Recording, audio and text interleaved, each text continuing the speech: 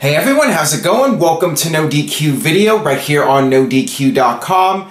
Please spread the word about this video if you enjoy it as we continue on the road to 1,000 episodes. I am doing this video as news has broken about the release of Austin Aries. Austin Aries no longer part of WWE. Really surprising to hear about this, although the whole situation with Aries in WWE has been quite interesting. I thought Aries was going to win the Cruiserweight title. I thought that was going to happen at WrestleMania. It did not. Thought it was going to happen at Payback. It did not. Thought it was going to happen at Extreme Rules. It did not. Actually, I think at that point I figured Aries wasn't winning the title. Then Aries noted that he was dealing with nagging injuries, and when people were speculating that that meant he was going to take time off, he said that those reports were inaccurate and people were jumping to conclusions. And as it turns out, Aries pretty much disappeared from WWE after the Extreme Rules pay-per-view and never returned. Now on Twitter, he did write, "Today is a beautiful day," which leads me to believe that he was unhappy with his direction in the company. I'm not really sure what's going on right now, but I think the guy should have been Cruiserweight Champion. I think that WWE should have done more with him. I think he was, along with Neville, the star of the Cruiserweight division, and I think that he should have gotten that opportunity. So I'm not sure what the deal is, but stay tuned to NoDQ.com as we get more news about the release of Austin Aries. First question here is regarding Aries from James. "I cannot believe I just read the WWE released Austin Aries. This really sucks. What do you think is next for him?" He can get work wherever he wants. He is going to be in high demand. Aries is extremely talented, great performer. He could go back to TNA, GFW. He can go to Japan, which might be his best option at this point if he wants to do that. He could definitely succeed in Japan. He can do Ring of Honor. He will be able to get plenty of work, at least for the next several years, coming off of his WWE run. And a lot of people think very highly of him. He's definitely going to be just fine post-WWE. And when you look at somebody like Cody Rhodes, Cody says he's making more money on the indies than he was in WWE. And as a Cruiserweight competitor, I doubt Aries was making any kind of significant money. The best thing about the gig is obviously the television time. So I think he'll be alright. Will he be back in WWE at some point? Who knows what's going on? Again, it's all in the details. We'll have to see what he says publicly in the coming days and months. But again, stay tuned to NoDQ.com for the very latest regarding that. Moving on here from Tupac's father. I like that username. First time asker, maybe? "Do you see the WWE product improving their popularity when Vince is no longer in the picture?" That's a really interesting question. I've seen different opinions on this. Some feel that with Vince gone, Triple H will take WWE to a whole new level and just completely reinvent it and make it better and catch up with the times. Some feel Vince is out of touch. But at the same time, some feel that Vince knows what he's doing. He's been successful at it for over 30 years, well over 30 years now, and working with his father back in the 70s, Vince has seen everything, and Vince will arguably go down as the most successful wrestling promoter of all time. My feeling is when Vince is out of the picture, meaning when he dies, unfortunately, I mean, that's when I think Vince will no longer be involved in WWE. I think the company will be able to survive and function. I think in some ways they'll continue to do things the way Vince did it, but I think they will experiment a little bit more. I think Triple H will be trying to make the product trendier and make it more appealing to the masses. Maybe in that sense Vince is out of touch, that he doesn't really understand pop culture right now. And that the running joke is that he's always behind, that he gets something several years after it was popular. Maybe with Triple H in charge, things will be a little bit better. But that remains to be seen. It's really a big question mark how WWE will do once Vince is gone. I think it's such a well-oiled machine, and there's so many people that are running the company, that I think it'll be okay. I think they will survive and continue to thrive. It's just a matter of, can they reach a new level of popularity that they haven't seen since the Attitude Era. This one comes from Sean T. Flick. Would you have held off the returns of John Cena and Rusev? I don't see their match at Battleground helping either. Don't think it's going to help Rusev, that's for sure. I think the idea with Cena was to try and pop that 4th of July rating, and it did do a decent number for a 4th of July show. Usually those numbers are really low for 4th of July specials. I think WWE wanted to get Cena back and capitalize on the holiday. John Cena, red, white, and blue. He's probably going to feud with Jinder Mahal, so it makes sense to do this whole patriotic John Cena thing that they've been doing. And I think at Battleground, he will most likely beat Rusev. Now, with this stipulation match being a flag match, that will make the loss a little less devastating for Rusev. The fact that he loses in a flag match where the object is just to grab the flag. So it's not like somebody is getting pinned or made to submit. I'm fine with it, whatever. But to me, it's very predictable. We all know Cena's going to win. The match, I'm guessing, will be okay, but wasn't a big fan of that Russian chain match a few years back, and I'm just tired of Cena and Rusev, you know, going back to that feud again. I'm guessing it's just filler for Cena until SummerSlam, but not particularly looking forward to it, but I don't think it'll do too much damage to Rusev. This one comes from Aaron Rift is a God. This guy knows how to get his question answered. He is a first-time asker. So he figured it out, folks. He figured out the secret. Hey Aaron, could you see Enzo feuding with The Miz for the IC title? I'd love to see that. I think that Enzo would do well in a feud with The Miz. Both of them are great talkers, and I think the promos would be very entertaining between Enzo and The Miz. The Miz would call Enzo this freak of nature and a disgrace, you know, a guy who is almost like the complete opposite of Miz. But they're both loudmouths, but the big difference is Miz wears the suit and he tries to act all proper. He's a movie star. Enzo's more open and dare I say, like hippie-like, something like that. They could make that dynamic work between the two of them. I think it would be interesting. I think the promos would be great with those guys. But with that being said, I'm not sure if Enzo's going to be high enough on the totem pole to get that opportunity, quite frankly, because you have Finn Balor, who's struggling to get a spot. You have Dean Ambrose, who's feuding with The Miz right now. I'm sure he'll move on to somebody else. I'm thinking there's other guys in line that are going to be next to feud with The Miz besides Enzo. It may happen. It depends on how the company feels about him. And I'm not sure how WWE feels about him, if they really want to give him the big push. I think it's more about pushing Cass at this point rather than Enzo. So if he does get a feud with The Miz, then good for him. I'll be happy for Enzo, and I think it'll be an entertaining feud. This one comes from Clayton. Do you see Finn Balor versus Brock Lesnar for the Universal Championship at Survivor Series? Maybe. I think the big question is, will Brock Lesnar stay Universal Champion for the long haul, or will he lose it before 2018? That remains to be seen. But if Brock Lesnar is staying champion until WrestleMania, then yes, I think we will see that match.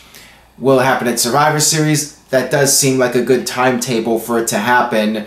You know, you want to do something big with Finn Balor, not just throw him in a random match with Lesnar. Survivor Series might be a good time to do that match, looking at the timeline and when would be the best opportunity to put Balor in there. I mean, I would have done it sooner because of the fact that Balor is entitled to that rematch, but since WWE is basically just ignoring that, at this point I say go with a big show. It's not going to be WrestleMania, probably not the Royal Rumble. So Survivor Series seems like the right time and place to do it if Lesnar is in fact champion come Survivor Series. This one comes from Joshua. Hey Aaron, whatever happened to Shelton Benjamin? Has he fully recovered yet, and will he return? From what I understand, he is recovered from his injury and he has resumed talks with WWE about coming back. But at this point, I think it's going to be a timing situation if WWE has a spot for him. You know, we're seeing a lot of guys that haven't been used on TV, that are barely getting TV time. You look at somebody like Luke Harper, who was in the Battle Royal, and WWE did not even acknowledge on social media that Harper eliminated Connor. They said that, who did they say? Somebody else eliminated Connor, and Luke Harper tweeted about it. He later deleted the tweet. But you see him struggling. We're finally seeing Chad Gable getting TV time, and Jordan hasn't really done much of anything. And we're seeing other guys that are struggling on a 2-hour show to get TV time. Will WWE bring back Benjamin? I don't know. I don't know if the timing is right. Last year, WWE was bringing in past stars like the Spirit Squad, and they were trying to boost interest in SmackDown Live and get it off the ground. And the idea was to bring in some veterans to help build the ratings for it. But now that the show is established and, you know, it's going to do as well as it's going to do at this point, WWE may not want to invest in him right now or pay the money for him when they don't have a purpose in using him right now. I mean, I think the biggest reason to bring him in would be to help elevate the younger talent. I'd still love to see American Alpha and Shelton Benjamin form a faction and have Shelton take them under his wing and do like a new version of the world's greatest tag team, or Team Benjamin similar to Team Angle, something like that. I think might be really cool and a good way to utilize him and get American Alpha going again and do something with those guys as heels. This one comes from Mr. Wrestling. Do you think WWE has given up on Lana since she was buried by Naomi on SmackDown Live? Really like the character. And this is another first-time asker, Mr. Wrestling 1985. I don't think WWE has given up on her. It does seem like they're going to pair her up with Tamina as a way to keep Lana in the storylines and give something for Tamina to do. I guess it makes sense to pair the two of them together right now. Make Tamina like the bodyguard for Lana. Lana can trash talk and Tamina's the muscle that backs it up. So this might be interesting. This might be a nice storyline for both of them. It was definitely too soon for Lana to win the title. I mean, you look at it in the storyline, she's essentially a rookie with little to no experience. So of course, she's going to get destroyed by the champion. That is what makes logical sense. For her to come in and beat Naomi, it would water down the title and the title would lose credibility. I think it makes sense for Lana to lose and just keep building her up over time, and maybe eventually she can win the women's title when she's more established and she has some wins under her belt. So I don't necessarily see it as WWE giving up on her. This one comes from Jishnu. Hey Aaron, why are they doing the watered down version of Hell in a Cell, Money in the Bank, and now the Rumble with the women? It's actually exposing them. At this point, nothing is confirmed. For those of you that don't know, there's a report going around, it's on NoDQ, about WWE possibly doing a women's Royal Rumble match next January. Now, I'm personally not a fan of that. I get it. WWE wants to take advantage of this women's revolution as much as possible. Hey, look at us. We're changing the game. Women are doing all the matches men can do. You know, they're going to do it with every match type, it seems, but I don't think that's necessary. You know, just doing a women's Royal Rumble match so they could say, hey, we're doing a women's Royal Rumble match. I'd rather they do something a little bit more creative, and I think it waters down the actual Royal Rumble match. You know, don't mess with something like that. The Royal Rumble is one of the few things of the year that really is a big deal for a lot of WWE fans. You know, it is a tradition and it's something special. It only happens once a year. That's what makes the Royal Rumble really cool. You only have one Royal Rumble. Some people might argue, well, WWE should just do a women's Royal Rumble. Problem is, they don't even have 30 women, I think, on the combined rosters to do a women's Royal Rumble. So realistically, that's not even a very practical idea, because you don't have the talent for it. I guess you could bring in competitors from the Mae Young Classic, but, you know, you got to stick with the traditional Royal Rumble. maybe throw a few women. I don't know if I'm a fan of the intergender stuff, but, you know, I just don't see the point. I really don't see the point in doing it just so you can say you've done a women's Royal Rumble. I'd rather they come up with a new concept for the women and give the women their own unique match that the men don't do. Maybe have the women establish something, and down the line the men can copy the women. How about that? This one comes from Josh. Do you see Carmella pulling a Jack Swagger or Edge and using the Money in the Bank briefcase, it's not a briefcase anymore, it's the contract, to jump to Raw and cash in on the champion? That's interesting. I mean, again, it hasn't really been established what the deal is. One would think it's exclusive to SmackDown, but they never said anything to my knowledge that it is exclusive to SmackDown. They just said the winner can cash in at any time in a one-year period. So maybe that would be her argument, just like there's nothing in writing that said James Ellsworth could not grab the contract for her. See what I did there? I said contract. So I would not rule it out. You know, people have asked me, what about the idea of Big Cass going to SmackDown Live to be with Carmella and separate himself from Enzo? I could see that happening as a trade, or maybe, just maybe, Carmella goes to Raw. But she seems to be doing well right now on SmackDown Live, and you know, Alexa Bliss is the top heel there. Carmella might lose some momentum if she goes to Raw, or Alexa Bliss might lose some momentum if Carmella comes in.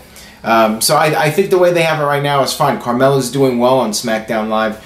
Don't know if that's the best idea for her to go to Raw at this time. Now, maybe 6 months down the line, I might feel differently. This one comes from Junior the Redneck.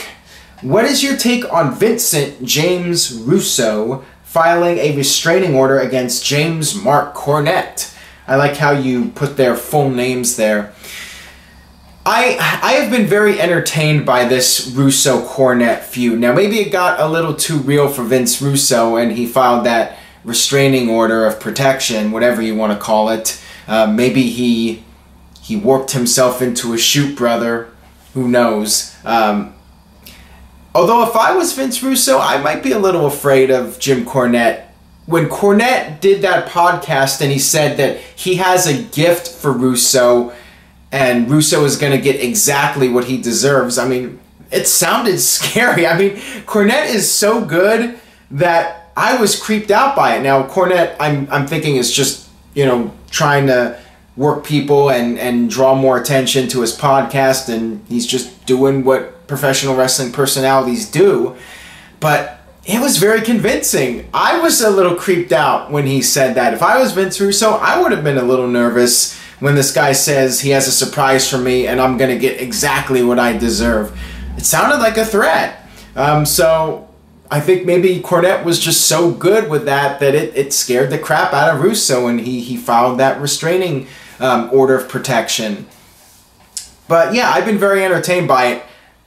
If WWE could get those guys, Cornette and Russo, on the WWE Network for a confrontation, I'd pay money to see that. Hell, I would pay a pay-per-view price, old school pay-per-view price, like $40 or $50 to see Russo and Cornette in the same room at the same time, and they settle their score once and for all, either with words or they fight or whatever. They just settle it, settle the conflict. I'd buy a ticket for that. I'd see it on pay-per-view. To me, that's money. I mean, it's been so entertaining that I'm invested in it. And I'd love to see some sort of definitive conclusion to that once and for all between those two. Got this one here from Joshua. Where does Vince Russo's shoot promo from Bash at the Beach rank in your top 10 shoots of all time? Entertainment-wise, I mean, it's right up there among the most memorable shoots. You know, CM Punk's got to be #1 because of the positive impact it made on wrestling and NoDQ.com. Russo's shoot, I hate when it does that. Russo's shoot was very entertaining. It did absolutely nothing for WCW to help boost business, but it made for good television if you were the 5% of the audience that actually got what Russo was saying. And I think even some of the most hardcore fans were getting confused because the lines were being blurred so much. But Russo going out there and calling Hogan a big bald SOB, and the apparent lawsuit from Hogan, all the controversy in real life. Again, it was very entertaining. Maybe it was a little too inside. You know, it would have been nicer if the fans could actually understand what the hell Russo was talking about. I mean, Russo, when he was passionate, he could cut a hell of a promo. It's just that he was trying to work everybody so much by doing all these shoot comments that nobody knew what was a work and what was a shoot. And, you know, sometimes that does help when you're not able to tell what's real and what's not. But I think Russo just went so extreme in that direction of trying to make everything come off like a shoot that it just got very confusing to the majority of viewers. But it's definitely got to be in the top 10 in terms of memorable shoot promos. Worked shoot promos, whatever you want to call it. So that'll wrap it up for NoDQ video. Thank you guys for checking out today's video. Please share it on Facebook or Twitter. Again, stay tuned to NoDQ.com for the latest regarding Austin Aries, the release. I'm sure we'll have more details by the time this video is up, perhaps. And I hope to have more videos up. I might have another one on Saturday. We do have WWE Great Balls of Fire coming up this weekend. Usually I don't do this many NoDQ videos right before a pay-per-view, but we had the breaking news today, and we got the Dixie Carter story. She's going to be on the Kurt Angle 24 special on the WWE Network. That's right, Dixie Carter on a WWE show. Hell is frozen over. I mean, this is just a really bizarre one. Dixie Carter, if she shows up on Raw, that is going to be very surreal. But stay tuned to NoDQ.com for the latest regarding that, Austin Aries, WWE Balls, hashtag WWE Balls, and I will see you guys next time.